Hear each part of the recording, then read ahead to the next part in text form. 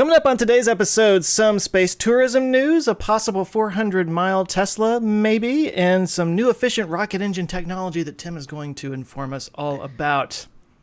Let's get ludicrous.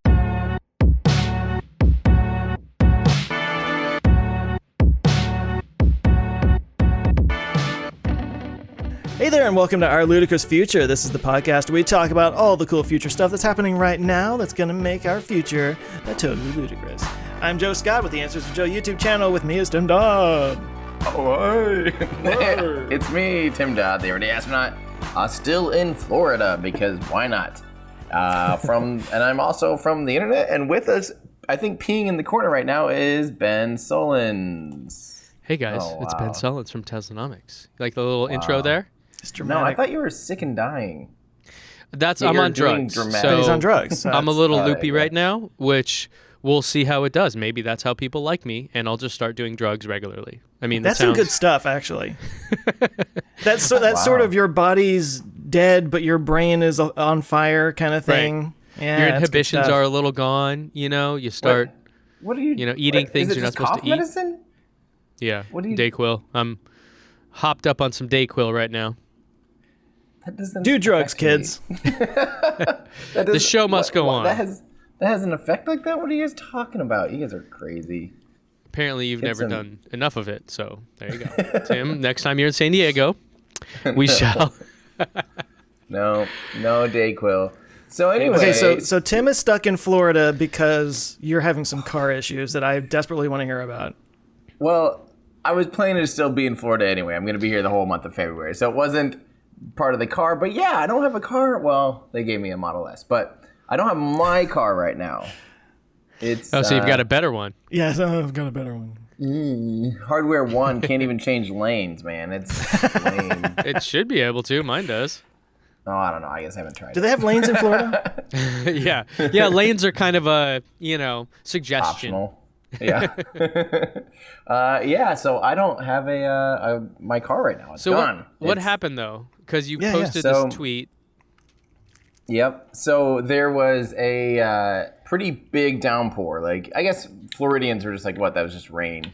But like, it was really, really strong for me. And next to my hotel is at the time was the Cocoa Beach Pier, and that you can plug in there on a Tesla charger, destination charger. So I was just topping off or trying to get back to topped off, and it was raining really hard. But you have to move your car by 10 o'clock or else they start towing. So I waited until like the rain was done really pouring because it was like torrential downpour type of thing. And I'm like, fine. So it's like 10:20. So I go out there, run out there to get my car and move it and put it into the hotel parking lot. And I can see my car from the hotel. So it's like literally just like out the back of the hotel is this parking lot, right?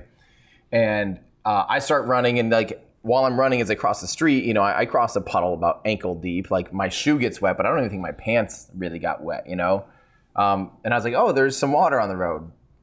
Not at all a big deal. I unplug my car, start driving. Drive it through that puddle, and like at one more street worth of puddle, like it's collected. It's a few inches. It's maybe, I don't know, a couple centimeters or something. It's not much. Like I definitely would have never considered not doing that in any other car, like at all. Like I would have driven that in a motorcycle, or what I mean, like just totally normal puddles. And all of a sudden, right as I'm like almost pulling into the hotel, stuff starts popping up. Like it said, vehicle. The first one was vehicle might not restart. Vehicle requires service, and I was like, what? Yikes! And so I was like, okay. So I got some of the stuff out of the car just in case, that stuff that I needed for the launch the next day, because this was on Sunday night.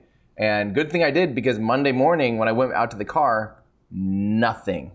Like the car was absolutely zapped. Couldn't get into it at all. Key fob didn't work, app wasn't connecting, nothing. So, that So you means couldn't even open the door?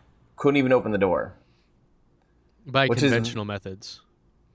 By conventional methods, which is frustrating. I really wish that there was a manual back, because there's a manual, to be clear, if you're listening and you're like, that's so dangerous. If you're inside the car, there's always a manual release. Yeah. There's a full, all seat. 4 doors. In the front seat, not the back? Not the back.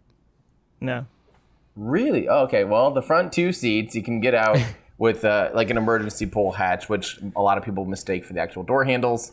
And it could damage the window and all that, which happens all the time in the Model X because if you open it so people that aren't familiar, there's no like frame around the window, so the window goes in to create a seal, and if you open it, it'll like knock it out, so it'll mess up the alignment of the window.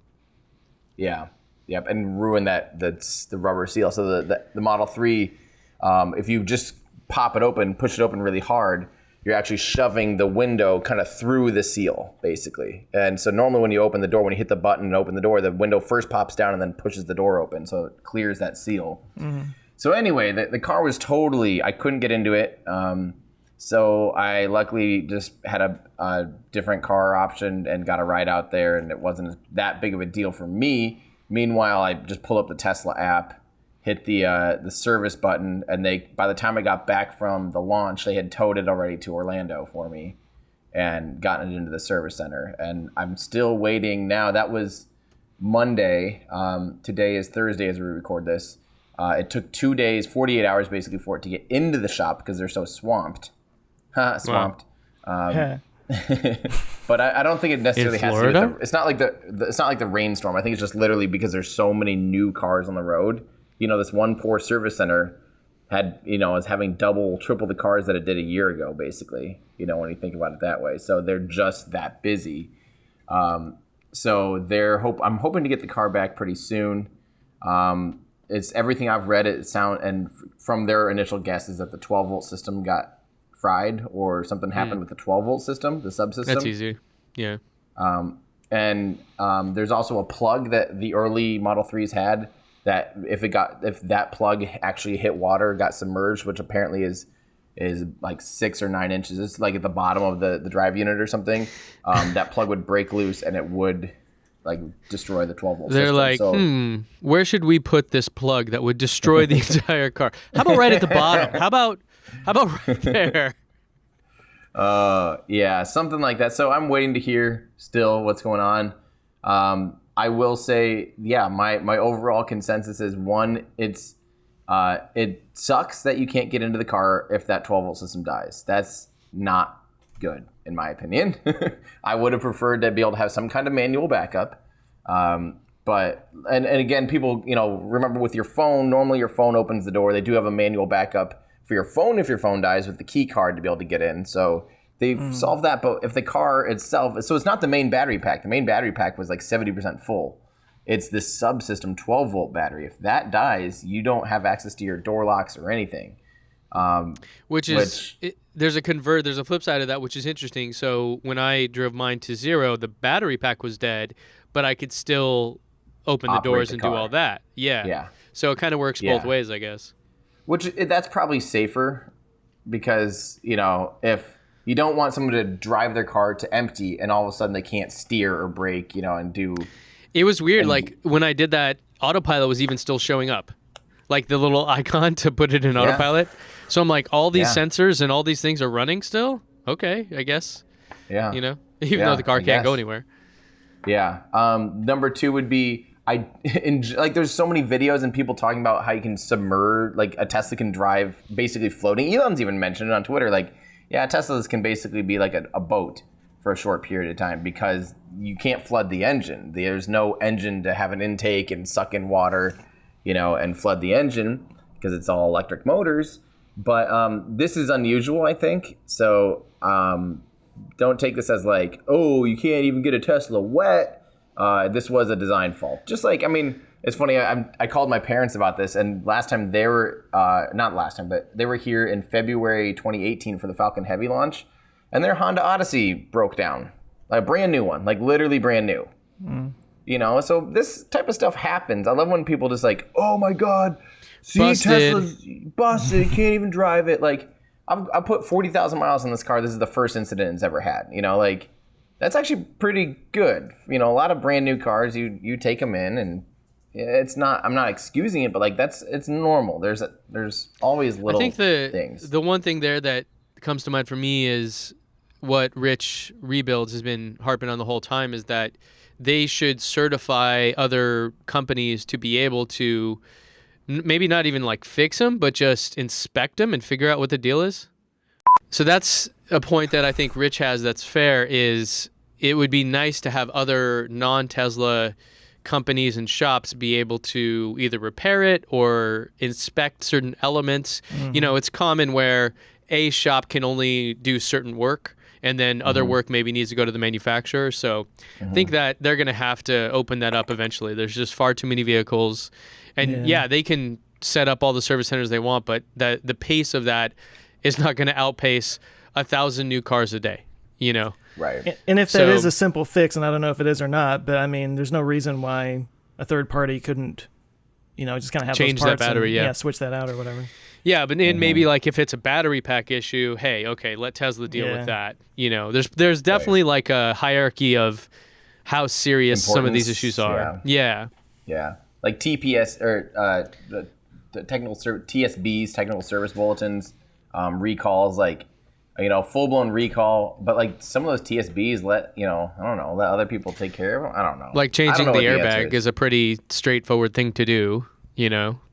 Right. Like when that whole Takata airbag thing on the older ones. I think my Model X just had some kind of recall for a steering bolt or something. I forget. But it's funny because I literally just picked it up from the service center. I just picked it up from the service center, and I got that email. Like, fantastic. No. And they're like, that's well, crazy. that's the first we've heard of it, too. We don't even have parts for that. So we'll reach back out to you. I just hate that it does kind of play right into some of the fudster comments, like you said. The people are like, oh, you can't drive it through water. And I'm like, oh, shut up. And then you drive through water and your car breaks down. I'm like, oh. I know. There's a hint of truth in a lot of these things. Tesla's not perfect. I think that's the message, maybe. So on both sides, it's not. But they're fantastic. So, I think both sides have a little bit of a bias. Truth to what they're saying. Yeah. It's also been raining here a lot lately, so I've been driving through a lot of water myself. Well, maybe maybe this will be a problem that a lot of Model 3s see, the early ones, because I think they did fix it on later ones. This is the stuff I had been reading on forums. Because I got mine about the same time you did. Yep. It does go to show, though, the whole thing, when they raised a bunch of money, we were talking about how they really need to put in more service centers and start building more parts for the service centers, like stop production for like 5 days and just make spare parts and all that stuff, what was it? And just more superchargers. Like if this is a year they just like didn't change anything else but just beefed up their back end, it would be a very good thing for the owners. We all need to beef up our back ends sometimes. I'm talking about weightlifting, people. I don't know what you're thinking. Thank you. Yeah, squats. Joseph. Beef up. I don't know what you guys are thinking. Or bicycle. We all need more junk in our trunks. Speaking of beefing up Teslas, there's nice. a new one coming out, or rumored, that will be able to do more than 400 miles of range. Tim, quick, how many kilometers? 600 kilometers, basically. Okay, there you go. Well done. You heard it from him, and if it's incorrect, you can throw stuff at him. I authorize that. This is Jason Hughes from Twitter. Spent a little time reverse engineering some recent, I don't know where it went. Spent a little time re-engineering some recent Tesla BMS firmware, the battery management system. Variables were tweaked to fit 108 cell groups, a 450 volt pack, which is up from the current 400 volts, which means it should be able to charge a lot faster. There's a pack ID that starts life set to 109 kilowatt hours usable with 400 plus miles. Lots of other stuff related to the SX and 3 pack configs at some point. So, that's awesome. Interesting stuff. So the question is, would you guys, is this necessary? Should Tesla be doing this? Yes. I'm going to say yes. Yeah? I think it's a good sign, too. But I also would like to see a $20,000 starting price, one that goes 150 miles or something like that. I would prefer to go more into the affordable. Let's see it, Joe. Sorry. No, but the technology that they might have to employ to get to a 400-mile car could make a $20,000 car more possible because they can fit more That's true. battery in the less space or whatever. Yeah, that's true.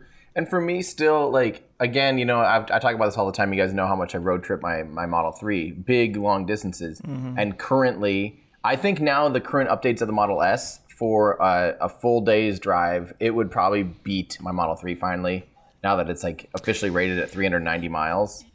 Yeah, and let's they can talk charge about at this 200. too. So we could actually do it on, you know, a better route planner or whatever, .com. We'd really be able to figure it out. But when I did it last, going the route that I take down to, down to Boca Chica and stuff like that from Iowa, or to Florida from Iowa, you can skip a bunch of chargers. You can skip, almost 2 full chargers when you're, from your starting point in a Model S compared to a Model 3. But again, it uses that watt hour per mile quite a bit higher. So therefore when you're charging, you have to charge longer to go the same distance. Right. So you'll charge for longer to go the same distance after that. But now if it's over 400 some miles, you're really, and now it can take a more sustained charge rate, charge up faster if it can for longer charge with a faster, bigger battery pack. Yeah, if it can go 250 kilowatts, then it'll win hands down. But I won't believe that number until we actually see someone do it in real life, because the efficiency of the car is the best I've ever seen on a road trip like that is right around 70-75%. So that means that you would only get 70 to 75% of that number to begin with, unless you drove, say, 40 miles an hour or something like that. So it's a thing that's interesting. Yeah. Oh man, on my road trips, if I fill up 100%, I'll easily get 300 miles, and I'll say 310. I don't push it that far. Yeah. Uh-huh. I mean, especially when you're in efficiency. When I get down to Florida, like on this particular last road trip from Iowa to Florida, sure, Iowa when it was 0 degrees out, really, really, really cold, terribly windy. Yeah, it was bad. It was really bad. I was lucky if I could get 200 miles almost, right? 60, that's 60% of the range. But then the further south I got, the second day of driving, which was further south, man, I was just cooking no problem, especially by the end. I was below the rated watt hour. I was going 8 miles an hour, 80 miles an hour. That's good. I was just cruising along the normal speed of traffic, and I was like 230 watt hours per mile, and the rated watt hour per mile is 240. Yeah. So I mean, I can hit that, and I've hit those numbers before. So I want to see it. Is all I'm saying. It's at this point an estimate. So, and they changed the estimate, but there was no verbiage about what changed, right? Or maybe I missed it. Was there someone that said, hey, it's now 390 because we did X? Or was it just, hey, now it's 390? I have a feeling they've been because it's the brand new ones. And it's really... I just did a road trip in it, and it did not get near that. In what? In a brand new Model S? Correct. With the one Tesla gave me. Update? With the software update? Okay, so that was my question. So what was it that gave the 390? A tweak in the efficiency magic. Of the motors. Yeah. Anyways, my point is that from a data guy perspective, I need real world data, and so until I see that, I'm gonna say it's not real. What was your range with the car that's currently rated at 370 when you drove it? Charged, I think, to 325 or something, and then when I drove it, I got about 260, and it was going on a flat road from San Diego to Las Vegas. There is an elevation gain there, though. So, but yeah, it wasn't great at all. I think it was like a 68 or 69% efficiency overall is what I tracked. So, 320 or whatever times 69, say 70%. The 21-inch something or other, I don't really know. It's a thing. My whole point is that we can put numbers on a website all we want. Right. I want to see real world tests, and I kind of I want to talk to the NHTSA and the WLTP about this, because I think it's not helpful. It probably hurts the argument when you say, oh, it can go 390 miles, and then somebody gets it, and if they get 300, they're lucky. That doesn't help, I think, EV adoption. Right. I think we should try to be more realistic.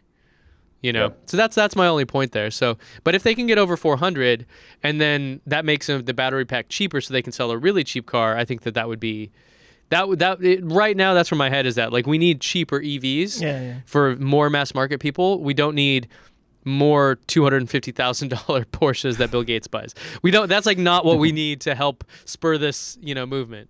Yeah. Well, the range anxiety argument, as we all know, people who actually drive these cars, it's not really a thing. But I feel like Elon's stated goal from the beginning was not just to have a car that competed with gas cars, but one that was better in every way. Yeah. And I think that upping the range to levels that can actually surpass a gasoline car is part of that. Fair point. So I'm in favor of it for that reason. But also just living in Texas. Also in the and also in the same way that, if right now you're getting 260, 270 out of a car that's supposed to get 390, like, we still got a long ways to go. So keep upping that battery pack, because it should be no problem to hop and do a 300-mile road trip without any considerations. Really, I think the furthest I've got is 280, 281 maybe, and that was driving it to where it stopped. And that in my Model 3 through the desert. Yeah. So we'll see. Hopefully, they keep doing this and it keeps getting better. These numbers are wacky, though, I guess is the summary there. But if they do come out with a 110 kilowatt hour car, that will be cool. I don't think I'll buy one, though. I think I'm in this mode of like conserve right now. Like, I kind of want to see what's going on and have them out there for a little bit. But I am excited about Model Y, which is supposed to be coming soon. Hopefully after March, so I don't have to do push-ups that Tim and I bet on. I had so many people at Fully Charged Live come up to me asking me about that. So you want to do the push-ups now? You want to do them here? Just want to there? Go ahead. Have we heard the latest? Is there any more whispers of deliveries happening in soon? Or I haven't heard anything really since that one. That's all I've heard. Since the call. Yeah, since the earnings. Yeah. So we'll see. I'm happy to do them, though. I think that would be fantastic if they did that, if they got them out earlier. Yeah. Oh, for sure. I mean, and when's that battery investor day thing? I'm super excited about that. April, I believe. Elon said something about at the Gigafactory, what number is it, 3 or 2 in Buffalo? Yeah. So in April in Buffalo, I have asked for an invite. I don't know if I'll be able to go anyways, but if I do, I will bring back all the stories. Yeah. Did you see? I've never been up there, so. You see Galley's video, I think, came out yesterday about the lithium iron phosphate battery that they might start using in China. Oh, right. The cattle thing? Yeah. Mm-hmm. I haven't seen that. I didn't see his video, but I saw the news about it. Yeah. So the idea is that they would be able to remove cobalt, if I remember, entirely. Mm-hmm. And I forget why they haven't done that to date, but if so, that would be great for the kind of sustainable side of EVs, because cobalt is a kind of like a conflict mineral, if that's a term. So it'd be better to not use it. Yeah. Well, and he was, I think some of this was just kind of his speculation, but I don't think it was too ridiculous that, combining the lithium iron phosphate with the dry electrode Maxwell stuff might be a way forward, and might actually get the battery packs smaller so that you could have kind of what we were just talking about, like the bigger, longer range ones if you wanted, or also the smaller 20,000 kind of thing. Mm-hmm. There's so much happening in it, and when we start talking about what we're working on next, that's what I've been working on next, is a video about that. But there's so much going on that literally it's taken me forever to get this video done, because every time I think I'm ready to go, there's like some new thing that comes up. It's like, damn it. It's impossible to keep up with, and it's super exciting. Yeah, I hear that. Yeah. Well, speaking of super exciting and like efficiency and stuff. Go for it. Is that a good one? You got me curious. So, just this week, a really cool paper got published, or the news of it got published, really. But basically, so this is something I've read about actually during the Aerospike engine research, is a way to make a really simple rocket engine, basically. And I don't understand how this works yet, so I won't be able to break it down for you, but I'll tell you the physics behind it. So this was a paper that was published by the University of Washington. They basically, here's the deal. Flames, when you actually see a flame, that's considered like a conflagration. Is that the right word? Conflagration? I don't remember. So, but I don't know how to pronounce it. It doesn't say it in here. Dang it. Okay, anyway, I was like, this will tell me if I type it in. But anyway, so the flames coming out of a rocket engine are conflagration. They can't go faster than the speed of sound. Like that's what a flame is, and that's why the combustion chamber of a rocket engine is actually subsonic. So the actual part where they're mixing fuel and oxidizer and making a boom, all of that is actually not like an actual explosion, believe it or not. It's just a flame, and then they choke it into that throat, and then it expands back out. And during that choking point, they get it up to the speed of sound. Once a gas is traveling at the speed of sound, then you can widen out your nozzle, and changing that pressure, you're actually speeding it up because it's already supersonic. So the thing is there's been a lot of people saying, well, what if we actually just used explosions, like had an actual chamber that uses explosions. The problem is, that detonation, those shock waves and all of the things of an explosion are extremely, extremely hard to contain. And, if you were to make an engine that was built off of basically having the actual explosion part, it would be really heavy and would be hard to contain. So the idea is, and it really makes sense with a, let me see if I can actually play this video here. The idea is you actually basically make an explosion and then have the shockwave ignite a ring around like the outside of a chamber, and you let the shockwave continually ignite. I don't quite get it, but basically at that point you're basically just letting like the actual shockwave come straight out of the engine, so you don't have to accelerate it, and you don't have to like. So here's it initially igniting. I hope you can see this okay. It's kind of weird on my screen for some reason. I don't know if it's recording that way. Yeah, it's probably weird in general. Oh yeah, it might be weird on your screen. It might be because I don't have an actual monitor. That's crazy looking though. Look at that, like rotating around. Yeah. So you're looking at the bottom of the engine bell there, kind of? You're kind of looking, yeah. And I don't think it would need a traditional engine bell. It might just need some way to, shoot that, whatever it is. They're just working on making it so the combustion can be stable enough to do that, which to be able to really have it coming out of there already at supersonic speeds without having to choke it down and expand it is kind of the idea. And this way, you don't even need to have turbo pumps. You can literally just make detonations timed in a circle, and you just keep feeding it, and it just keeps doing it. Sounds a little bit how the electric motor works, where it just has the magnets and hitting it on to spin the thing in the middle. Yeah. Yeah, like the electricity is just kind of chasing, or the magnet's just kind of chasing the electricity around. Yeah. It's kind of like that, but it kind of also makes me think of like the nuclear propulsion, where it's just like a bunch of explosions really quickly to like the push Orion nuclear drive. Yeah. Yeah. Basically pooping a bunch of nuclear engines and having it. Yeah. Did you guys see Garrett Reisman on Joe Rogan talking about that? I did. It was awesome. He talked about the nuclear thermal propulsion, which is slightly different and really cool too.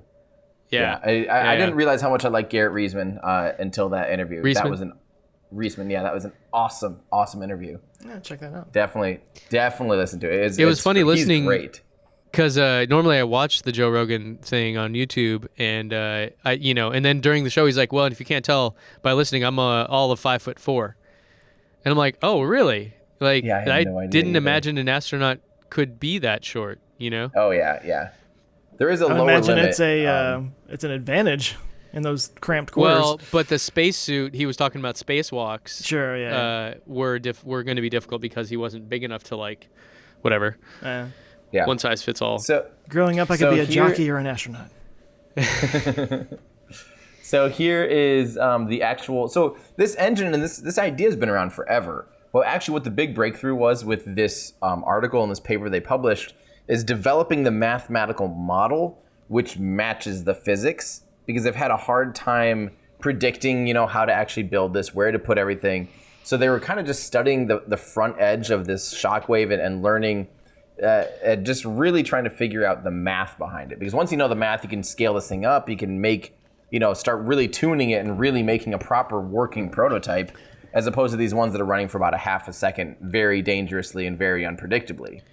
So once they know how it functions and all that stuff, they can start to actually make some working prototypes. And again, this is an engine that, from my understanding, would actually work really well in, say, an aerospike, which is really, really cool. So maybe I'll have to start reaching out to these researchers here and tell them, hey, I'll start a company with you guys, and we'll make a detonation wave aerospike engine, and it'll be awesome. But yeah, that's kind of that news. Any questions about that? That's cool. When's it going into production? Tomorrow. April. Yeah. Ask Elon. It's like in about 2 months. I put my pre-order in on it and put my $100 down. We'll see. You just make a reservation with an app, right? You're like, okay, how much? What's the deposit here? $100 sold. Exactly. So super, super, super cool stuff. So great work to the teams out there at University of Washington for working on modeling this, and hopefully we'll see more and more from this. And I'm really excited for that. So. Yeah. By the way, I love the name of this. The YouTube title for this video is "Destructive Bifurcation of Rotating Detonation Waves." That's keyword rich. Page turner, man. Yeah. Absolutely. Good. Those good, rank real high. Good nighttime reading material. Yeah, exactly. No, I want to check that out though, because that video looked bonkers. Like I couldn't figure out what was going on there. So maybe if this engine is cheaper, well, because it's more simple, it might be able to be built cheaper, might lower the cost of space and open up things like space tourism. But if only there was like a company out there that could open up space tourism for, I don't know, just anyone. Is there anything like that? Queuing me up pretty well there, buddy. Look at this. How about we talk about it? This City has been some decent 2020. segues. I think we've learned a few things. No, so yeah, there's a few things that have come up this week that I wanted to kind of talk about in terms of space tourism that I think is really interesting. First is Space Adventures. So they've been launching, and Tim, tell me if I'm wrong here, with the Soyuz rockets, right? Like they're the ones that put like Dennis Tito up there. He was like the first space tourist. Yep, and right? then Nush Ansari. Yep. But he was on Mir, I believe, if I'm not mistaken. Oh God. That was way back. I don't remember. It was. I just remember that back. name as being the first space tourist. But I think anyway, it was still the ISS. I don't remember. But they, for a lot of money, will fly a person up to stay on the ISS for a few weeks or something like that. And of course, because the ride to space has been the Soyuz rocket for the last 9 years or whatever, that's usually what they've been using. Well, now, starting this week, February 18th, that was like yesterday. Yesterday? What day is today? 2 days. It was 2 days ago. Anyway, God, I'm so wrong. Yeah, they launched, or they announced a deal with SpaceX to go up on the Crew Dragon once that's a thing, which will be very soon, it looks like. But this is a very short little announcement here, so I'm just going to read it. It says, building on the success of Crew Dragon's first demonstration mission to the International Space Station in March 2019, and the recent successful test of the spacecraft's launch escape system, Space Adventures has entered into agreement to fly citizens on the first Crew Dragon free flyer mission. This will provide up to 4 individuals with the opportunity to break the world altitude record for private citizen spaceflight and see the planet Earth the way no one has since the Gemini program, which is a confusing statement to me. Yeah, Not sure what they mean by that.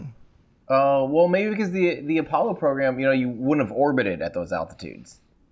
Okay. You know what I mean? Like, yeah, I mean, yes, technically for a brief, they're kind of right because, like, say you're orbiting at, I don't know, say 1,000 kilometers, which is a lot higher than the ISS and stuff, then you're seeing a different view of the Earth and you're orbiting at that height compared to Apollo. Sure, it orbited, beyond, it went out to the moon, so it went way beyond that, but they never would have just like stayed in orbit, seeing the Earth from that stationary, or not stationary, but from that, one altitude. Maybe that's what they meant. So I'm guessing it would go up beyond the orbit of the ISS and then come back and dock with it?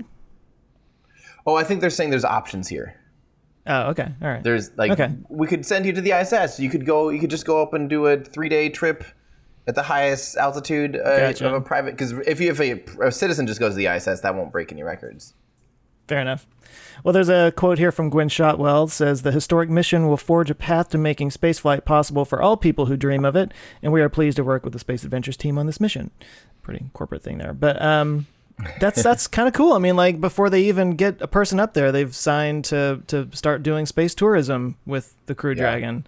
And that also made me start thinking about Virgin Galactic, which for some reason, just very recently, their stock has gone through the roof. In terms of, it says Galactic shares are up 14% in pre-market trading. It's been up 300% since last December and 200% since going public last October. So Virgin Galactic is a suborbital thing. That's where they go up on they kind of dock with the airplane thing, and it kind of lets go and goes up into space. They haven't actually started, I don't believe, with any kind of commercial flights, but they've done test runs with people. So again, it's like all this is happening before it's even started happening. Which is amazing. So this is cool. UBS estimates that the commercial space travel business will become a $3 billion industry by 2030. Virgin Galactic has 600 reservations and $80 million in deposits for flights, which are priced at $250,000 a ticket. Can I trade a Roadster for one? Why not? Actually, it makes me wonder what the Space Adventures thing with the Crew Dragon is going to cost. Wait, is that the be a deposit lot. or the cost? $250K. The cost. The cost. Oh, I'm in. I don't know Let's what the go. deposit is. But it's only about a 2-hour ride in total and like a 5-minute free flight. Free fall. You're not going into orbit. I want my wings. Yeah, You'll get wings. You won't. You won't. Not with Virgin Galactic. No? They They're don't only press going the about- Kármán line? Nope. Oh. They're going about Well, 55 then- miles. See, this is like the longest burn on Tim I could ever have. So To get your wings first? yeah, to get my astronaut wings and be like, I guess, sorry. Okay. We're going to have to continue this podcast for a really long time because we could record an OLF Oh yes. in space. Oh god. Sponsored by. Yeah. Seriously. This is where we start to pimp our Patreon to make that possible. He'll put that as a goal. Yeah, that's our goal. That we need a $250,000 level so that we can record from space. Just once Yeah. per person.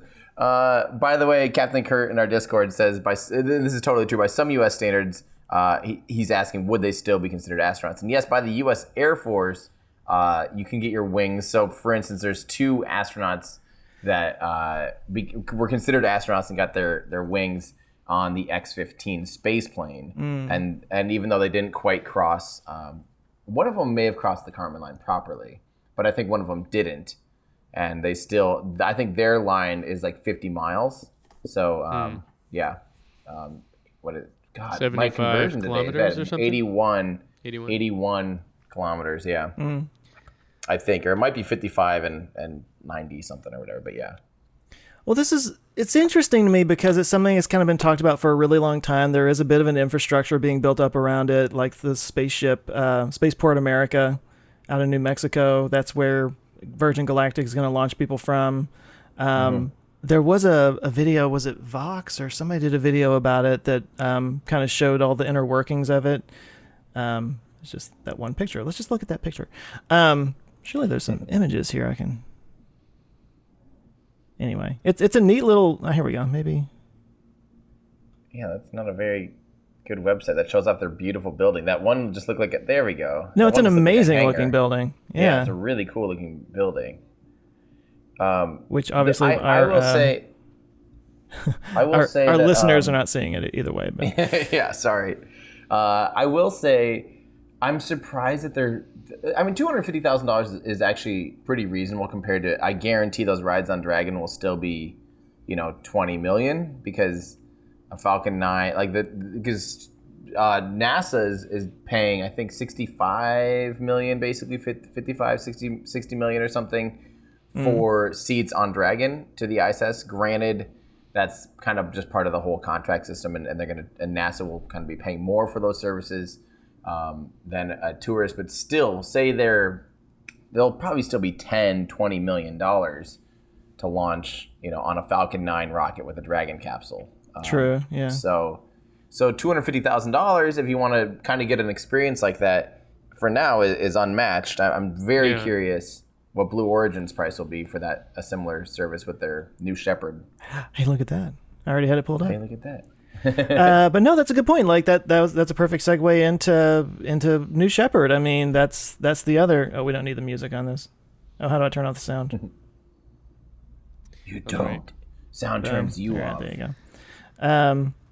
But yeah, so do we know what they would charge, or have they already taken deposits for New Shepard? They've been very quiet, as they always are.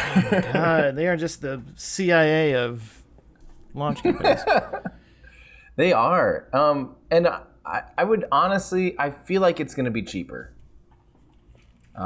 Just because it's a really simple system. It's a really simple system. Yeah. It's a smart system. And I feel like, flying a big, huge jet like that, plus flying a big hybrid rocket engine and all, it just seems like that's, I don't know, it just seems like that's more to maintain. This, you just kind of fill up with hydrogen and liquid oxygen and you go, I don't know. Maybe I could be wrong. It might still be about the same price. But I'd be very surprised if it came in more expensive than Virgin Galactic. I'd be very surprised if it did. What do you think? I mean, I don't know. It's all reusable. The Virgin Galactic one is reusable too. We should point out for those of you listening, I think Ben is dying. I'm almost dead. Man? No. Do you need to leave? I know you're sick and not feeling great. You guys keep going. I'm gonna get some water. Over. You guys keep going. Yeah. I need water and fresh air. You do that. I saw him kind of collapse to the floor a couple times. Yeah. He's a professional, people. That's how you do. That's not good. His son was sick all week, and so not only has he been low on energy, but he's also been, low on. Now got the sickness I think that his son had. So that's no fun at all. But yeah, don't get the sickness. Sorry. So yeah, I mean, so we got these. So there's Virgin and there's Blue Origin doing subatomic, just get people up there and be able to see the world with above the atmosphere and everything. And then there's now Crew Dragon to be able to go up and maybe even dock with the space station. Or should this ever start to happen? Well, I wasn't able to pull up maybe just some images, but Bigelow Aerospace doing these, what is that, the B330? They want to put up a space hotel. There's that Axiom company, I think, down in Houston. Axiom, that's what I was thinking. Yeah, I was actually just thinking about that. Axiom is working on basically the same type of thing as Bigelow. Bigelow, I'm a little worried about. They haven't had a great year, and I'm not really finding much on what their plans are now that they kind of laid off everybody, and kind of seems like they might have hit some troubles. Yeah, well, I talked about that not a few weeks ago, but they like right after that, there was a statement that they put out saying that they were going to move ahead with their own thing, their own space hotel. I don't know how they're going to do it without a crew, but anyway, that is a bummer. I wanted to see Bigelow succeed at that, and for sure, they've got some really cool prototypes, and they're really far along with the development of those systems. So it's really a shame to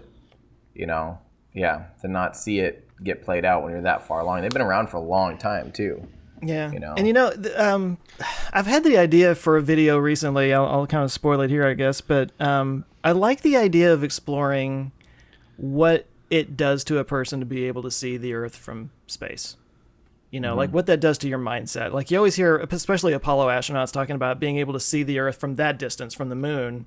It's just like all the borders go away.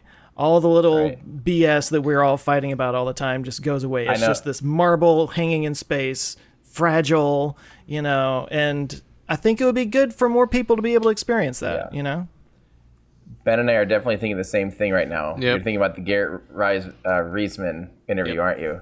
Yep. Is he talking about that too? Let's not spoil it. But definitely, you got to hear his first time. It's hilarious. It's great. First time seeing Earth from space, to be clear. Yeah. I think that's that was a really good moment. That's when I'm like, okay, I really like this guy. He's just like so funny. So yeah, another plug listen to that interview because it's really good. Joe Rogan. Let's just play the whole thing here interviewing. for the next 3 hours. Right. And we just listen. I wouldn't get any copyright problems. Yeah. Do you think this will be the year that we finally do see one of the space tourism companies actually fly a paying customer? I still don't know why New Shepard hasn't done it yet. It's like, what else do you need to test? I don't know why either of them haven't done it yet. What else do you need to test? Yeah. Well, no, so Virgin hit a snag a while. Then they have a crash several years ago, and some people died. So 5 years ago now, or they're so, gonna let's just keep testing for 50 years until we hit a snag, and they'll be like, oh, sorry, cost plus contract. Yeah. Well, and so No, it's not to not, though. jump topics too much, but speaking of hitting a snag, the SpaceX didn't land their booster this last week. Right. Was it another water landing? Soft water landing. This is now news, folks. A booster didn't land, and now it's news. So this is actually kind of shocking because this was a mission that is now the most routine mission for them, a Starlink mission. This was their 4th operational flight, kind of 5th of the full stack of satellites. So, but as you can tell, I was there on Monday. Everything looked great. The booster, of course, did its job, and then deployed the 60 Starlink satellites. Everything was great, and they happened to hit some kind of snafu on the way down. And there's a ton of speculation. They haven't announced what it was yet. No? Oh, okay. There's no info about what it actually is yet. I mean, there's kind of been some whisperings, but there were really high winds around the landing site. And these Starlink missions are actually pushing the vehicle like really, really hard. They're about as hard and low margin of landings as the Falcon 9 will ever do, or likely will ever do. So if they're landing in extreme conditions where say you have this is total speculation, but I'm drawing up a scenario where you might see a nominal booster not perform nominally. And that's, if it's really, really windy and the vehicle has to totally turn to correct itself during the last bit of landing burn to try to save itself, or try to correct for that, it doesn't have enough propellant to really do a massive burn and a massive correction because it's such a low margin landing. Now, if it was a lighter payload, there's a lot more room that the engines have to be able to throttle up and veer themselves more sideways and pitch over more to correct for some of that additional movement. So there's things like that because they scrubbed it another day. First, they scrubbed it because of a upper stage valve that needed to be replaced. Then they scrubbed it because the landing weather was such a big concern. So this, unless we hear something else, we still haven't heard anything about mechanical failures. It did appear to splash down directly next to the drone ship, just barely missing it, within enough that here. So this is, well, we'll get into like the other things, but I will show you something really interesting. I didn't notice this until Scott Manley pointed it out on YouTube. But here's the landing burn. I hope this plays okay for you guys. Is it looking okay? Mm-hmm. Okay. So, we hear the whole landing legs deployed, so we know the booster's coming in. And I didn't know this because I was live streaming, and all of a sudden, boom, off to the right, you see that splash, that smoke. And then watch this. Watch what happens after the smoke kind of clears.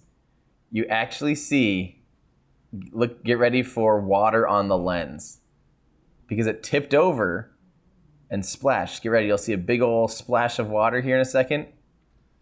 And then a few more. Look at boom, boom, boom, boom.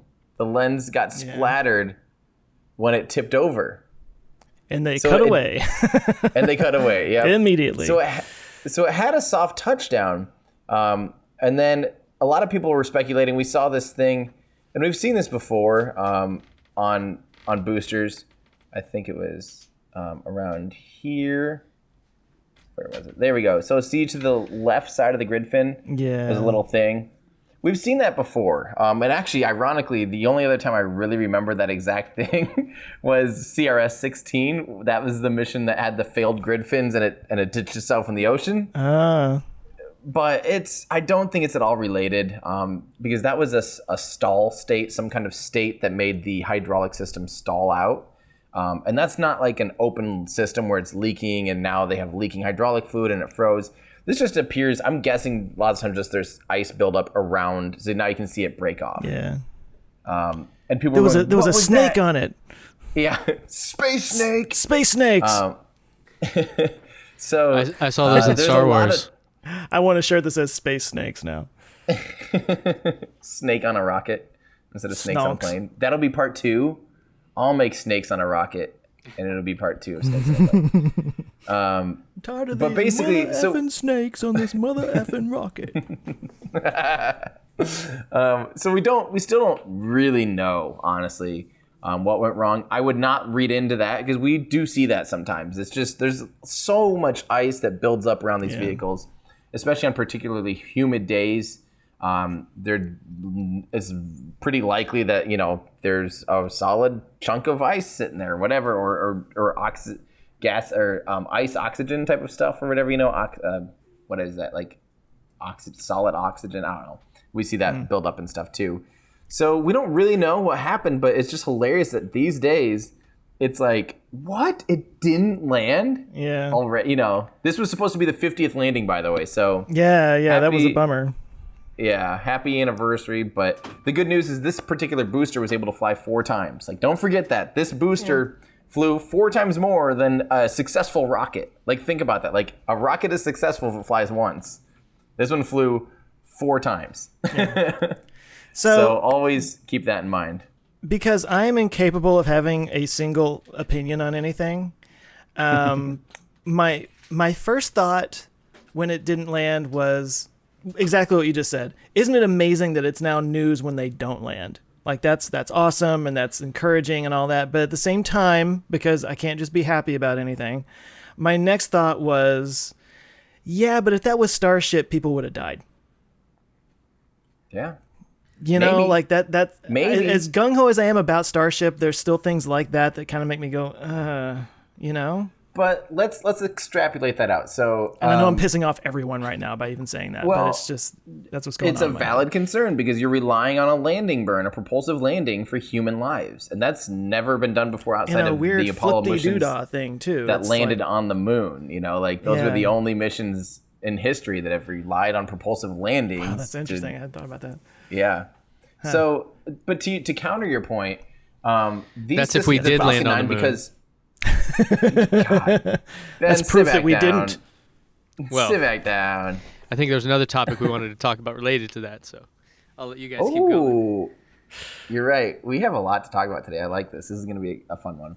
But to counter your point, And Ben's just on the floor like, yeah, let's keep talking. Please. yeah, he's curled over, dying. Can I bring the microphone? but- Can I bring the microphone it. down here? Does that work? Yeah, let's just see your forehead. You could be Wilson from Home Improvement. Hey guys. Yes, We'll just see the honestly, top I of your love head. it. Whatever. Do you, Ben? Just don't die. That's rule number 1. No dying. But to counter your point, the Falcon 9 landing is not human life critical. It lives critical. Therefore, it has they're going to risk it a lot more. There's no redundancy for the landing engines really because it requires that center engine to land. They're really, I don't think there's backups. Sometimes they do a 3-engine landing burn, but I don't think there's any kind of contingency that if that center engine doesn't light up, that they'll try to light 2 and do a later, more aggressive burn. Like, I don't think there's any plans in place if the center engine doesn't light up. And that's different than Starship. Starship would have the option of having 3 engines light up at kind of their minimum throttle setting. Plus, all the maneuverable systems will all be redundant. There'll be redundant ways to move those flaps, overlapping redundancies. And this vehicle, the Falcon 9 is really, at this point, lightweight. It's only like 20 tons, when it's coming into land. And so that's basically a giant sail. And it's going to be affected by the wind a lot. Actually, Starship in that case might almost be worse, though. I was about to say. Because, yeah, it's Well, ratio. let's just it's a not lot wider, there's a land- lot more surface area. Let's just not land Starship on Earth, okay? Just let's not do that. Let's land it on How would you get back then? maybe the moon or Titan, Europa, one of those. But how do you get it? How do you get the people from there back? Space is dangerous, don't. people. Okay. One-way ticket. When you were on the website, it didn't have a round trip option. That should have been your first clue. But yeah, I think, and I'm going to let them have a pass on this and not draw it as a direct comparison to Starship because it's not designed to no matter what be able to land. You know, it's still just kind of a bonus for them when they do land it ish. But I'm really thinking it'd be worth them to make it more redundant, since how much could that cost compared to losing a, you know, $20 million booster, or however much that booster costs them. You know, it seems like that's going to cost them a lot more than, I don't know. They're probably still figuring it all out, you know. But hopefully now they know their weakest points. I like to see them kind of fail so they know what their thresholds are, what their limits are, and how to design parameters around that for Starship. Yeah.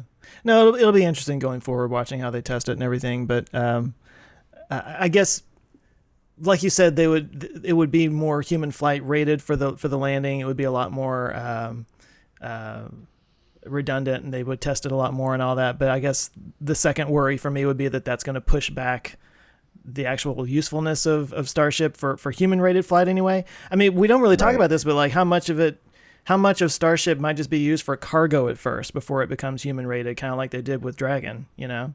Oh, for sure. For sure. Like, I think the first several variants of Starship will be uncrewed. Yeah. So they really, really will practice that, all those things that we're talking about, so that they don't make a boo-boo, you know? Yeah. Which would be a they'll have major plenty one. of data before they put anyone on that thing. I know that they're trying to get Yusaku around the moon in 2022. I mean, I'm not saying that's impossible, but like, I want to make sure they've done 100 push-up bet right 20 now. successful landings or something. I'll bet you 100 push-ups they don't Ben's do it. dying. That they don't do it in 2022? Yeah. Yeah, I'll take that same bet, because I don't think they'll do it in 2022 either. I think they're being pretty ambitious with that. Yeah. But, you know, Starship at the same time is chugging along like absolute crazy, like every week, basically, you know, I could be doing an update on Starship updates. And again, a lot of this is, we're getting... There are channels that do that. I was going to say, we need to still just thank the people that are constantly, you know, doing all this stuff. So the people at NASA Spaceflight, Boca Chica Gal is just doing amazing work. That's Mary. And then there's Lab Padre that's doing the live streams constantly, you know, the 24-hour live streams. There's my friends at S Padre, the surf company. So Rachel and Jean are doing awesome work. Awesome Bernard. There's Maria. I mean, there's just been so many people helping to capture all this stuff for us so that we can have these updates.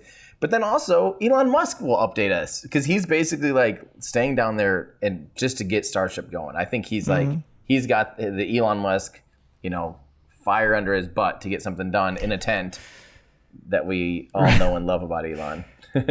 Is he just living in a tent since he loves him so much? Genuinely likely. It's called a yurt. It's a yurt. He brought his yurt. He's glamping. He's out there, air-conditioned tent. But this was the latest video he shared on... Oops, he's very loud. He shared this on Twitter, and we're seeing the nose cone section. And just super, super cool. Just seeing the whole factory on the inside, seeing the progress they're making on these nose cones. So you're already seeing parts of what, you know, likely is either the top of that nose cone. I forget, people already figured this out, if that was the top of nose cone for serial number 1, or if that was the start of already serial number 2, but they're already working. He's mentioned on Twitter that they're working on serial number 2. My computer kind of hates doing video this way, so yeah, it's doing some weird stuff.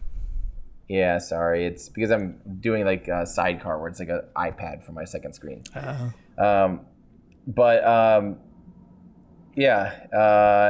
other cool things that we learned is that the nose cone will have... So when I talked to Elon in September at the Starship event, he disclosed that he's hoping for the next one, which would be this one basically, that they would have the header tanks, so the tanks that are pressurized, always pressurized for flight. They're the small kind of landing tanks, that they would both be in the nose cone and share a common bulkhead as well. And they just use the walls of the nose cone just as they develop it. But now he basically let us know that the one that we're seeing now, I asked, this is what I said on Twitter. So is there still a common bulkhead in the header tanks in the nose cone, like you mentioned to me at the Starship event?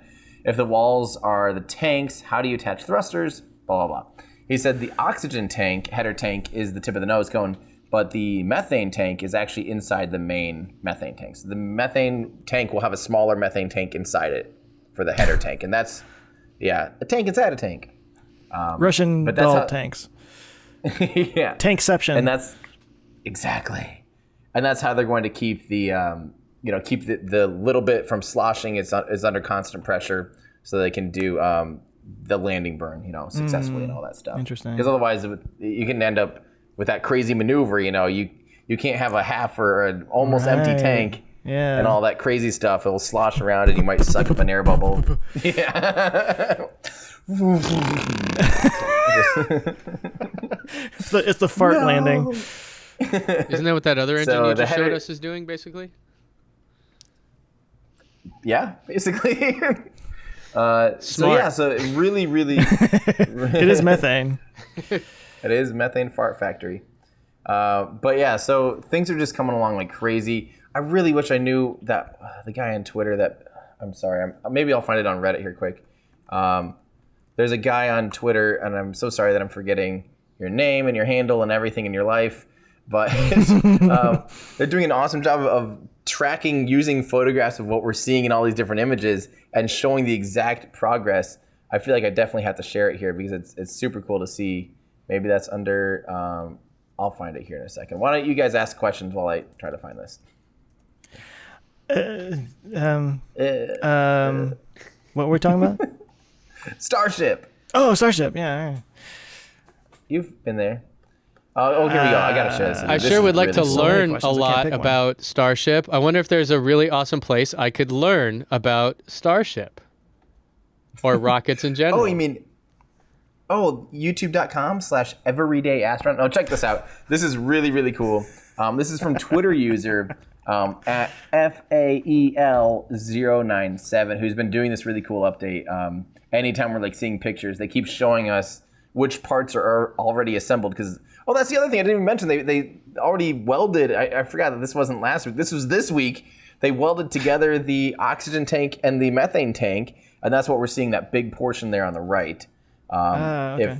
So that's what this bigger section is. That's already done, stacked, welded, ready to go. On the very bottom right in this diagram, you see the lower thrust section. So that's where the legs are going to be attached and all that stuff, and the flaps and fins and all that. And and I forgot there's also another Elon video too as well. Sean is reminding us of in the Discord. But yeah, so there's the header tank that's going to be in the middle of the CH4 tank. So we're learning a lot here, and it's just coming together so fast. So it's making me realize it might be time that I try to find a condo to stop stalking rockets here in Florida and just start really getting ready because they're planning to static fire. I think there was a road closure or something coming up already like early March. So well, credit to I didn't catch this guy's name who put this image together because that's awesome. Because you keep seeing all these little pieces and you don't really know what they are and what the point is and everything. That's cool. Yep. So again, user at FAEL097 on Twitter. I better just shoot a follow on him because I feel like Twitter or Reddit. I think that's his Twitter handle too because. Oh, okay. Oh, and there's also another video from Elon. If you want to try sharing it. With Elon sharing the giant Starship, the crane that's going to be stacking it, all this. It's really cool in the actual high bay. It's almost. He said it's almost done. So super super cool. And he mentioned that if he wanted to, they could probably tow. Oh, they're going to be taking. This is the other part. Sorry, all this stuff I woke up to and I was really excited. They're going to just take the Starship to get it out to the launch pad instead of having like a crawler. Like a NASA crawler thing or the other things they've done. They're just going to stick basically roller skates on the landing legs because the landing legs obviously are squat enough to be able to handle, all that stuff. Literally stick like giant roller skates on it and just push it out to the pad. I mean... Could it do some maneuvering, some spins, some pirouettes on the way? I hope so. I hope they show off. And he also mentioned it could be towed with Cybertruck, which would be really fun. So, of course he said that. I love their simple solutions to things. It's just like just put some wheels on it and just roll it out there. Just push it. Yeah. Like it's It's so true. I mean, why do we over-engineer all these crazy? I mean, the Saturn V was a different beast. You know, when you're having to roll something out that's, what was it, 353 feet tall or something, you know, rolling that out, like, if you had it off by even a few degrees, that's going to be very, very bad. So, yeah, you had to have crazy solutions for that type of stuff. But when you're dealing with something like this that's, I don't know, it's super different, super simple, and it's really exciting. So Yeah. Well, so we have a Why Don't They Just from a Patreon supporter. But before we do that, I think we need to pay some bills real quick. So let's talk about today's ludicrous sponsor is Skillshare. So Skillshare is an online learning platform. Yes, with literally thousands of courses from some of the top experts in the field. Want to be more productive? Maybe check out YouTuber Thomas Frank's course, Productivity Masterclass. Want to learn about the stock market? Want to avoid stonks? Maybe you could check out Investing 101, Understanding the Stock Market by Business Casual. Ben, I know that's your favorite subject. Or maybe if you want to not die and be on the floor and learn how to keep good care of your own health, can they do that so Ben doesn't die? There's some health ones on there. Well, I would love to learn about the chemicals that were used in my office to correct some issues prior to me coming in today. They might not have that specifically on there. But see, if I did take Thomas Frank's course, I would be more productive and in and out, so it would be less of a risk. So I would love that. Right. And if you want to learn motion graphics for videos, the guys from Kurzgesagt have a 3-part series showing how they bring their videos to life. They're really good at what they do. They are really good. Do they have a thing on growing a beard? Because I would really love like some tips. I feel like I've got a pretty good one going. Yeah. No, I have a horrible one. So I mean, thousands of courses. Who knows? If I go on Skillshare and I see why is Ben dying because of the poisonous gases in his office and how to correct for that, I will die then, actually. That will likely kill me. Let me announce my upcoming course called How to Not Die with Ben from Teslanomics. It starts by drinking water and breathing air. If you spend any time on Skillshare, I think you would be not surprised if there was something that specific on there. There's so many different things. So many courses. So join the millions of students already learning on Skillshare today with a special offer just for our listeners. Skillshare is offering our Ludicrous Future listeners 2 months of unlimited access to thousands of classes for free. To sign up, go to Skillshare.com/OLF. Again, go to Skillshare.com/OLF to start your 2 months now. And because we all have the attention span of a goldfish, you got to repeat everything 3 times. Skillshare.com/OLF. Your brain and your future and us will thank you. So thanks to Skillshare for supporting this channel. There we go. Bills paid. So today's Why Don't They Just comes from Patreon supporter Huntinator7 on Discord. It says, why don't they just create electric vehicles with hydrogen range extenders? The vehicle would have enough electric range for an average daily drive, 50 miles or 100, and then a hydrogen system that could add another couple hundred miles. There's more thoughts that he had there, but why don't we just stop at that? What do you guys think about that as an option? Outside of the fact that there's absolutely no place to charge up with hydrogen or refill with hydrogen. Well, I think in the process to make liquid hydrogen is extremely bad for the environment, and it's extremely expensive. Yeah. And I would rather just do gasoline in that regard. Unless there were infrastructure to support the hydrogen thing. Friends I know with plug-in hybrids, which is a lot of companies are going that way now. They report charging once or twice a year. Or going to the gas station once or twice a year because their daily commute is covered. So I don't really know if that's necessary given all of the crazy reasons why hydrogen would never work. Anything regarding hydrogen and transportation to me, the exception maybe like a ship or something, for a regular consumer is just out the window. Doesn't make sense at all. Yeah. Well, we need to remember that 2 things. I mean, you add a lot of complexity because now you actually have a separate internal combustion engine again. And right there, you're going to raise your cost immensely. Well, unless is it fuel cell only or is it? I imagine it'd be a fuel cell. Okay. But still, you have the whole fuel cell. Yeah, you have another system on there.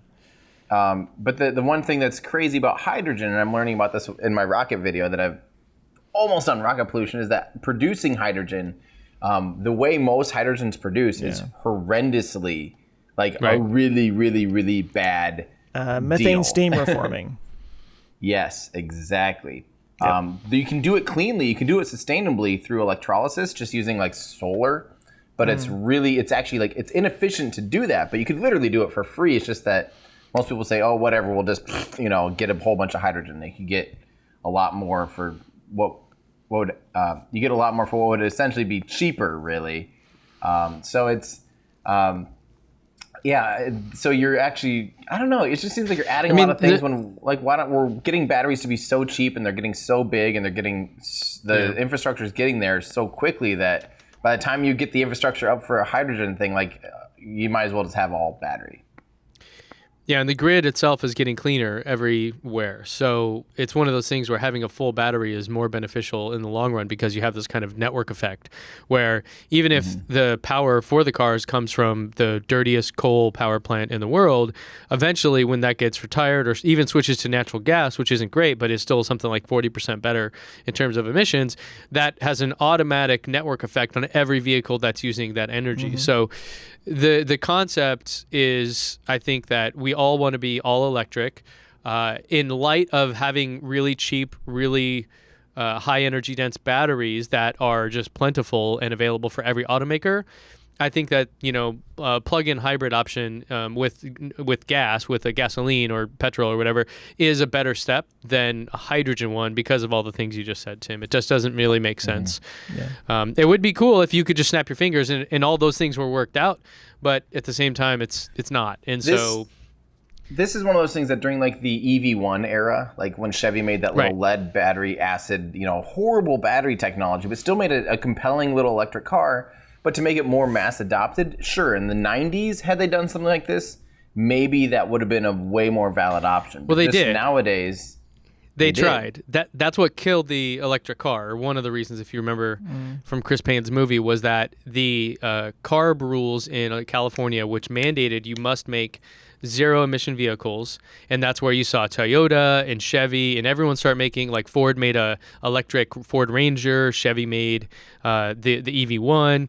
I mean, that's where all these things were coming out. So what happened was one of the reasons why that didn't continue and now the whole world isn't electric is because of the argument for hydrogen fuel cells, which was funded by all the automakers and the oil companies. So that was the argument they used back then that killed the zero emission vehicle mandate, which then killed every electric vehicle program for every automaker. So there's more complexity to it, but this like the concept of the hydrogen thing to anyone that's been following the EV industry is like preposterous. It's like the worst idea.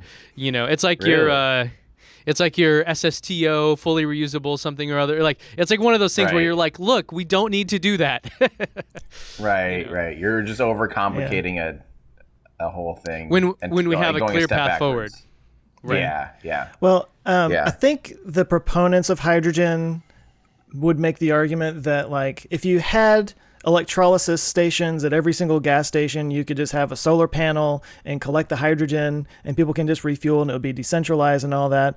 I can sort of get behind that, but that's not what's happening. It's really the methane steam reforming, which is horrible for the environment. And then it's having to get, driven in on a truck to the station. On the road, So it's actually dirtier than gas in some ways. Yeah, it's terrible. Yeah, so and it's just a thing where every time this comes up, it's like my instant reaction is just nope, done that. Nope, still no. But it's it's a good question. I see why people would go to it, and say like, this could be a solution for this, but because it can be so quick. That's the thing is, you can refill just like gasoline. Yeah. And now there are natural gas vehicles as well, which are lower emitting than a gasoline vehicle. And so in theory, you might be able to do that and have a natural gas plug-in hybrid kind of a thing. I don't know. There's a lot of ways to do it. I do think that I'm not one of those guys that's like it has to be all battery or death kind of a thing. I think it's like we should explore lots of options that are making progress in that direction. And I think a plug-in hybrid is actually a fair way to go. And I know a lot of people in the EV space will like disagree with me on that, but I think if you can get people started down the path, that's like the gateway drug, then they start realizing, man, I could do an electric car, Well, yeah, when Right. they realize that, like you just said, they only have to fill up with gas once or twice a year. It's like, well, shoot, I could just get electric, and that actually covers all my needs better than I thought. Right. Once you get used to Well- like charging at home, Yeah, You know? yeah, Yeah. But that's still the thing. I know we say that almost every week. Is like, yeah, charging at home. But you talked about how like if we just make improvements to gasoline cars or whatever. Did you see Engineering Explained has a really good video about why it's still important for manufacturers to keep making cleaner gasoline engines and diesel engines is because if their fleet is like 98% gasoline vehicles, and if they can improve emissions by 5% on that has a way bigger effect than the 2% of, I don't know what the math exactly was, but it made a lot of sense of like, okay, I kind of get this logic, but at the same time, I'm also saying like, that still only gets you so far. You might as well really just like keep kicking into gear your EV tech, but rip off the Band-Aid. Yeah. It's a tough thing. I think, it'll be a gradual adoption. It'll be 10, 15 years before basically all cars are electric, and it's just not even a thing. I mean, and that's probably being a bit aggressive with that estimate. Yes and no. I feel like it's coming though. Like, look at how Volkswagen seems to be really going all in all of a sudden. It seems like all their stuff, they're just it's just happening, and they're investing billions and billions of dollars into basically gigafactories. It's kicked off, right? We're starting it. Before it actually takes over the entire market, though, it's still a long way off. And it's happening there's also, faster in other places than here. Yeah, and also there's lots of different market segments that are not being addressed hardly at all by electric cars, or electric vehicles. So I think that it's very easy for us to just think about the cars we drive. But if you look at transportation as a whole, there's a whole myriad of things that are never even talked about, like just even shipping or air transportation for freight and things like that. So there are no limit to the amount of innovations we need. But you're right. Ford committed $11 billion plus. Volkswagen said they're going to switch like 20 of their 60 factories over to all electric. I mean, we're working there, and that's why I think it'll just be a gradual thing, And once people start to see them and experience them, it'll be normal. It'll seem totally normal to be like, oh well, yeah, I'm gonna get an electric car. Why would I buy a gas car? Unless there was like, oh, I do long haul trucking. Like, well, okay, we don't really have a good answer for that yet, but when we do, hell yeah, I'm going that way. Right. So I think there's a public perception change, and then the technology and the automakers will catch up, but. Like autonomous vehicles, I feel we're going to see a slow progression. It'll be, 10, 20 years before it's like totally just the way. Right. There was a guy at my fully charged talk from the Netherlands, and he said they're 50% EV there right now. Yeah. Yep. Yeah. Yep. It's Which is crazy. like, and I think the population of San Diego or something. But still. It's their society has the perception has grasped on switched. that, Yeah, and that's they the have important part. Adopted it. Yeah, that is the important. The thing that it still boggles my mind is when you hear from BMW and Toyota. Those are the two like most disappointing to me right now. Where they've Especially almost like Toyota. dug their heels in, and it's like, what are you guys doing? Like BMW. I know BMW's trying to do like the like a 3 Series electric. I don't remember what it's called, but like it's Vision something or other. Yeah. Yeah, and it's like that probably will hardly happen, and it'll probably be like it just seems like, and Toyota's the really disappointing one. Like, guys, do you know how push for big this. Toyota is? Right. They're like. It's stupid. Yeah, they're I want to say they're forget it. They're so much bigger than every other auto company. It blew my mind when I saw it, and they're like the most stalwart about not going electric, and it's which really, is completely ironic given the Prius as like released as this like thing of like a bastion of and now we call it like greenwashing, right? Right. Yeah. So it's one of those things you can kind of see here. Oh, those are terrible charts. If you guys are watching, I apologize for these hideous charts here. Okay, so I was gonna see. Yeah, you can see the. Yeah, there you go. No, that's not it. I'm sorry for these terrible charts. I'll have better ones next time. But yeah, it's a tremendous amount of. Come on, Wikipedia. I think I could probably go make those charts and put them up there. But Yeah. They sell. They need to get behind it, and I actually think that there might be some hope here, in that China is going to force the issue with Toyota. So China is going to force them to sell EVs, and with that, they could continue to be stalwarts and just sell compliance vehicles and all that. And honestly, I don't know. Compete. Yeah, I was gonna say, I don't know how long they'll have to get on this train before they've just completely missed the boat. And I think Toyota will still be around for many, many years, maybe never go away. But if they don't, I really think if they don't make a big change, like Ford did, and like I praised Ford a couple years ago from like making these compliance vehicles to be like, nope, we're gonna make an electric Mustang and an electric F-150, like their most sacred vehicles, and that to me is, even it's still like slow going, it's still going to take time. Coming out saying that is just hugely impactful for Ford buyers and Ford customers. Yeah. So if Toyota did the same, I mean, even if it didn't happen for 10 years, but they said, hey, electric's the future, we're working on it, I would fully, welcome them to the party, right? You guys are allowed in now. I have to say, because for me, as a car fan, I was waiting for so long for them to reintroduce the Toyota Supra, as a new halo car, as a new, yes, because they made the Lexus IFA, however many years ago, 15 years ago or whatever. And yeah, that was a halo car, but it was, $300,000 or whatever, $400,000 for a car that's not actually that fast, really. It's cool. Not by today's standards. Not at all by today's standards. And then the Supra was even worse. Like, it came out 2020. I know it wasn't supposed to be up in IFA class, but still, it's just kind of a slow car. Like, it's not a very fast sports car by today's standards. It seems like if it came out 10 years ago, sure. I can't believe when they came out with this new Halo car, they had all this time to make it. Why didn't they make it, almost like, what's the Rimac or whatever? Oh, Rimac? Yeah. The Croatian company or whatever? Yes, the concept that makes one. Crazy. Or no, not Rimac. Rimac. Who's the one that makes the electric supercar?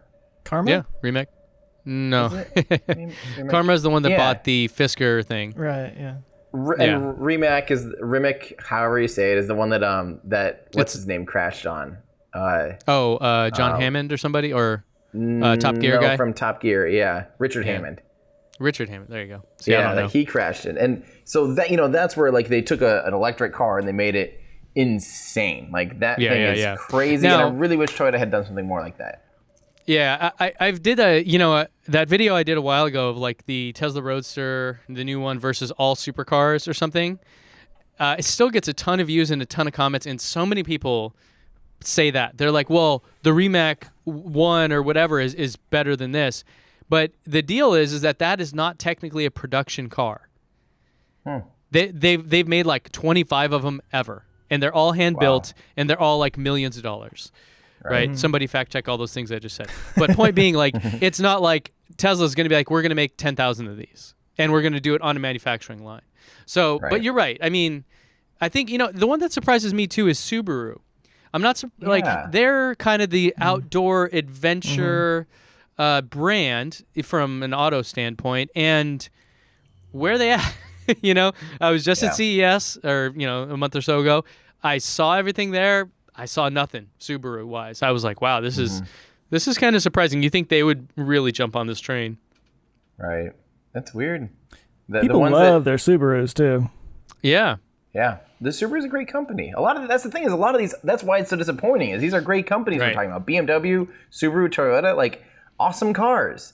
Why are they not, like, I'm nervous that if by 2021 you're not putting out in 2022 a mass production valid EV and moving in that direction, you might be actually heading towards the grave, because I just really think that's the way the market's going. Speaking of heading towards the grave, Jaguar, I don't know how you say it. I'm not, I'll learn when I go to the British place. But Jaguar is shutting down their I-Pace program. I saw that. Really? I did not know that. Shortage of batteries from LG Chem.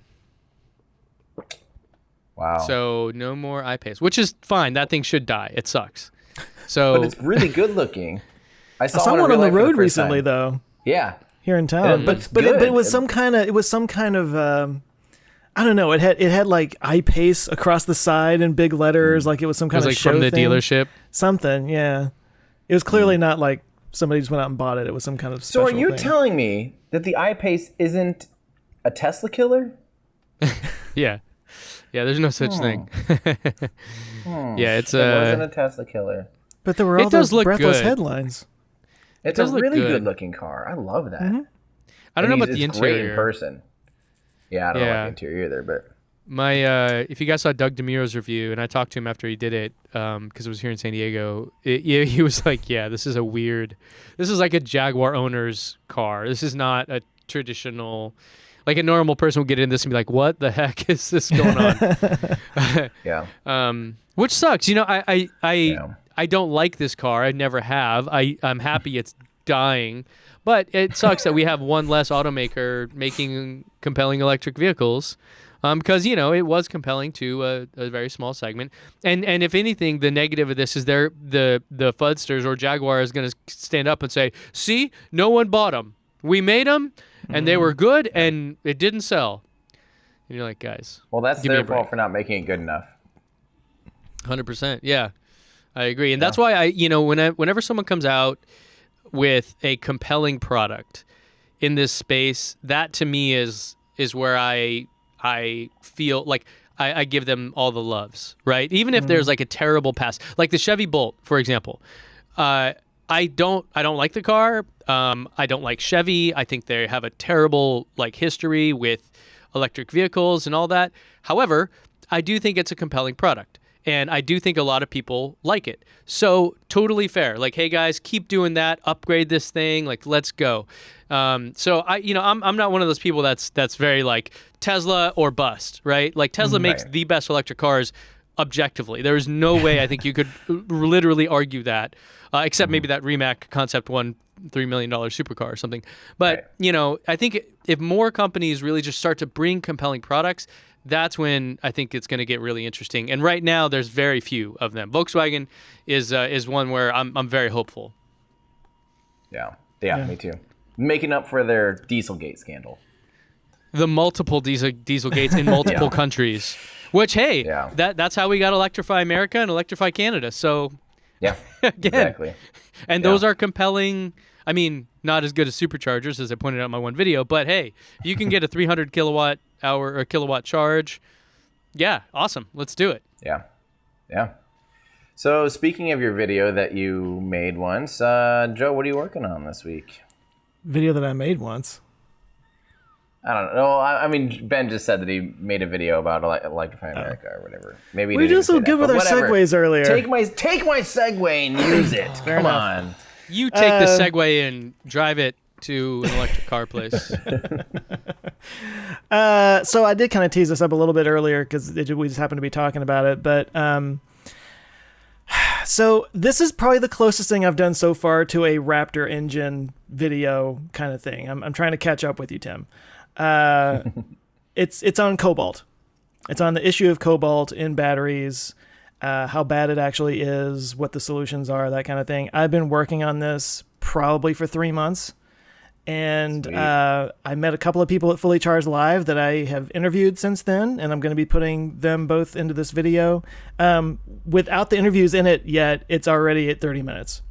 So this is a very long, it's very long and in-depth. This was one of those like and I think this is what you're talking about, Tim, when you're working on a video and it's like every time you research some little fact, you find some other rabbit hole that you just totally fall down. And it's like, oh my God, now I got to put that in there. Like, I can't not put that in there, you know? Right. So that's what the process of this one has been. There's been multiple nights working on the script up till 3 or 4 in the morning, trying to get it out. And it's already been pushed over and over again. But so I'm excited about it, and I hope it does well. It is such a complex Otherwise, you're never doing topic. it again. Well, I mean, maybe it'll be more. We'll see. I mean, if it does well, I might do more on that in the channel. But well, let me argue to the counterpoint of doing these types of, I'll say, flagship videos. Sure. Is it really does, solidify you as a content creator and an educator of like, this is a valuable video because you did a lot of the work to it. So even if it doesn't have great views, I think it helps people like, learn more about your research and learn more about how you produce videos and that you care about your your content. So Yeah.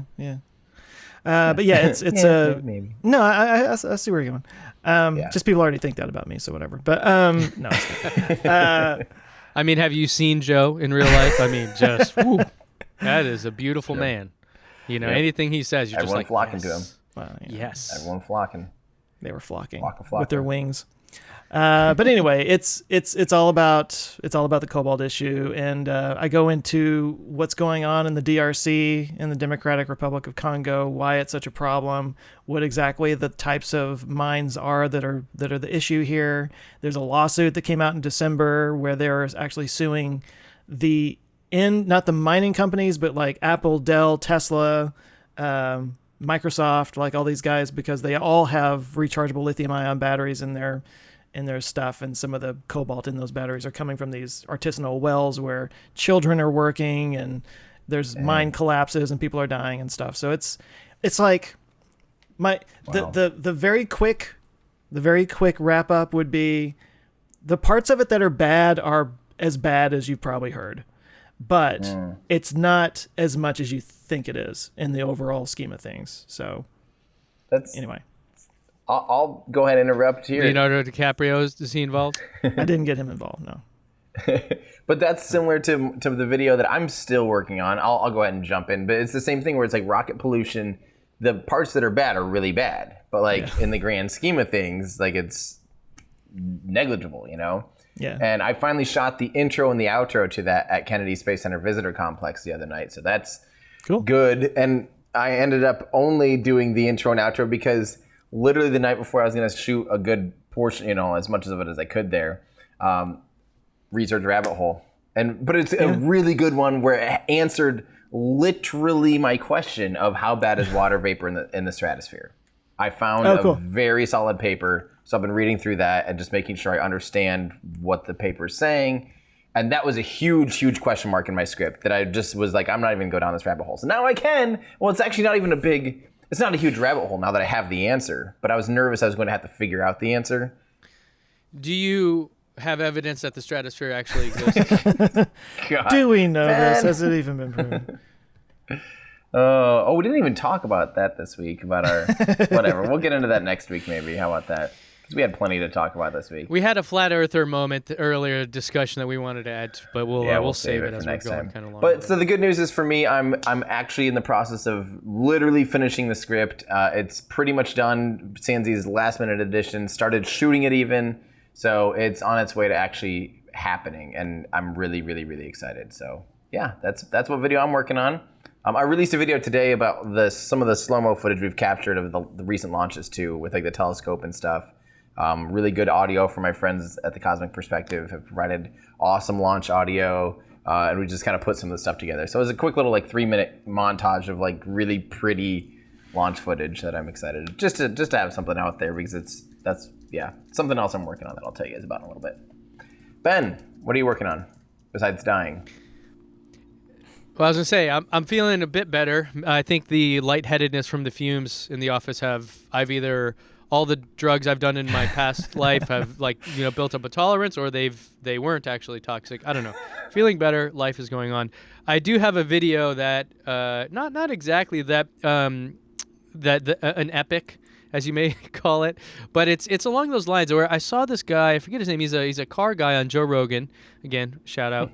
But he was saying that LA could not go 100% electric, because the grid couldn't handle it. So the data is, or do we have to watch your video?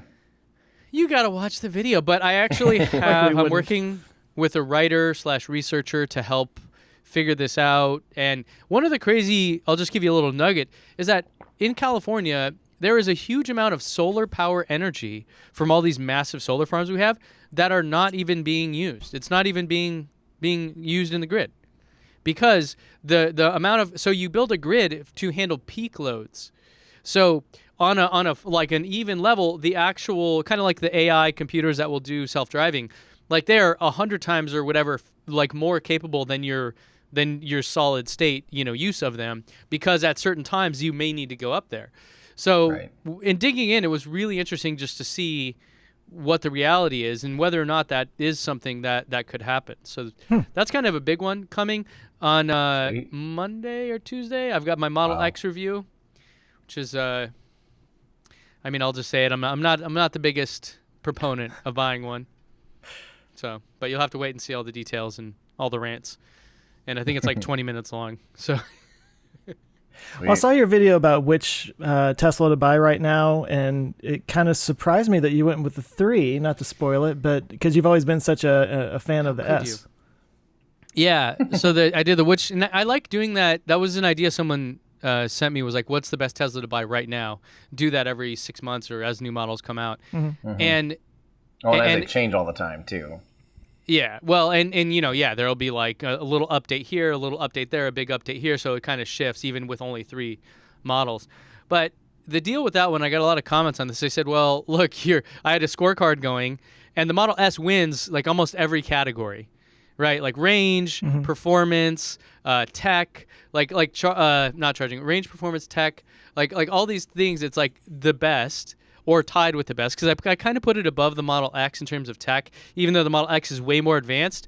I think it's like too advanced that it's like problematic. Its downfall, yeah, exactly. Like it's a little bit like if the Model 3 is a minimalist car, the Model X is a maximalist car, and it's a bit over-engineered. So I was like, But anyways, in the end, the deal is that given the limit on charging to the Model S and Model X, and the price, the Model 3 is just hands down the better value. Now, if money is no option and you don't care, like $100,000 for a car is peanuts and you won't even miss it, yeah, the Model S is a better car. But even then, I would probably buy a used one because a used one could save you $20,000-$30,000 and practically be the exact same car as a brand new one. And I said that in my Model S review, which was just a couple weeks ago as well. So, I guess there's a weighting to that scorecard. And that was a fair point that some people made, that I should add like, hey, these things are just showstoppers. This is just a deal breaker. So now if the Model S had V3 charging and 110 kilowatt hour pack or whatever, yeah, even for that price, it would be the better option if you could afford it. So, yeah. Sweet. Cool. There's some good videos coming out. Well, hopefully they're helpful. Yeah. Yeah. All right. Hopefully guys, people make it all the way through mine. I will, because it will be hilarious. Otherwise, I will be very upset. There's not much that's funny about that topic. Well, also, there's a lot of interesting stuff, though. We might have to figure this out next week, but I mean, maybe we just record on my birthday, but my birthday is 1 week from now, so maybe it'll be a special birthday. It's going to be 24 years old. Yeah. Yeah, right. I'm almost over the hill 30. Or whatever you say. Are you allowed to drink? Have I contributed to the delinquency? Guys, come on. I'm turning And Joe, 35. you're only a couple weeks away too, right? Can you even drive? I don't need to. Yeah. Oh, I did forget to mention anymore. full self-driving. Full self-driving is getting installed in my car while it's in the shop, so that's good. Cool. The new chip and everything? You get the car. Chip. Oh, nice. Yeah. I'll get the car, Ben. Jeez. Assuming they're not like, hey, here's a brand new one. Never mind. Sorry. He drives out of the Tesla dealership over a puddle and he's right back in there again. It's just a circular driveway. You just come out and it just goes right back in. Screw you guys. Well, we'll see you guys in our ludicrous future. Hey, thanks so much for listening. If you like what we do and you want to kind of help get it out there, you can give us a nice review on any of your podcast streaming platforms, whichever one you use. That kind of helps get it out there. Also, we do have a Patreon set up, so you can join us there at patreon.com/ourludicrousfuture. You can get your name in the credits, meet a whole other group of like-minded people. It's a lot of fun. We do appreciate it. We'll see you there. Thanks.